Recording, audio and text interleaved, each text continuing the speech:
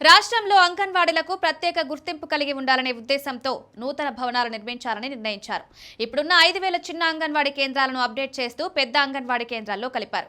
ఇక అంగన్వాడీ భవనాల విషయంలో అధునాతన సాంకేతికతను వినియోగించుకోవాలని, పిల్లల అవసరాలకు తగినట్లుగా కంటైనర్లతో డిజైన్ చేయించే అంశాన్ని అధ్యయనం చేయించాలని సీఎం పేర్కొన్నారు.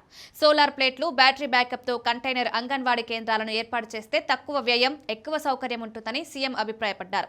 ఈ అంశంపై ఇప్పటికే వివిధ ప్రాంతాల్లో ఉన్న కంటైనర్ కేంద్రాలను పరిశీలించి నిర్ణయం తీసుకోవాలని సీఎం సూచించారు. అంగన్వాడీ కేంద్రాల్లోని ప్రతి పిల్లవానికి పౌష్టికాహారం అందించాలని, ఇందుకు ఎన్జీఓల సేవలు వినియోగించుకోవాలని సీఎం రేవంత్ రెడ్డి సూచించారు. బాలామృతం ప్లస్ను పెద్ద మొత్తంలో ఇచ్చేందుకు ఉన్న అవకాశాలను పరిశీలించాలన్నారు. కర్ణాటకలో జొన్న రొట్టెలను వినియోగిస్తున్నారని, పౌష్టికాహార నిపుణులతో చర్చించి వాటిని మహిళా సంఘాలతో పిల్లలకు అందించే అంశంపైన దృష్టి సారించాలని సీఎం తెలిపారు. అంగన్వాడీ కేంద్ర పౌష్టికాహారం అందజేత, అంగన్వాడీల పర్యవేక్షణ, నిర్వహణపై 100 రోజుల కార్యాచరణ రూపొందించి అమలు చేయాలని రేవంత్ రెడ్డి కోరారు. గర్భిణులు, బాలింతలు, చిన్నారుల సంక్షేమం విషయంలో అంగన్వాడీలు, ఆశా వర్కర్లు కలిసే పనిచేయాలని సీఎం అన్నారు. అనాథ పిల్లలకు పాలిటెక్నిక్ కళాశాలల్లో ప్రవేశం కల్పిస్తున్నారని, అదే సమయంలో ఏటీసీల్లోనూ వాళ్లకు ప్రవేశాలు కల్పించాలని సీఎం అధికారులను ఆదేశించారు.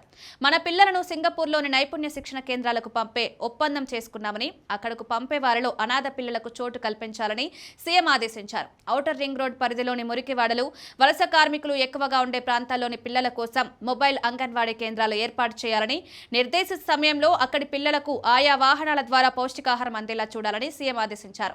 విశ్రాంత ఉద్యోగులు, ఐటీ ఉద్యోగులు ఆయా పిల్లలకు బోధన చేసేందుకు ఆసక్తి చూపితే అందుకు అవసరమైన ఏర్పాట్లు చేయాలని సీఎం సూచించారు. తెలంగాణ ఫుడ్స్, విజయ డైరీ ఉత్పత్తులను అంగన్వాడీలకు అందేలా చూడాలని సీఎం అన్నారు. ఉద్యోగాలు చేస్తున్న పలువురు తల్లిదండ్రులను పట్టించుకోవడం లేదని, అటువంటి వృద్ధులకు ప్రభుత్వం అండగా నిలవాల్సి ఉందని సీఎం రేవంత్ అభిప్రాయపడ్డారు.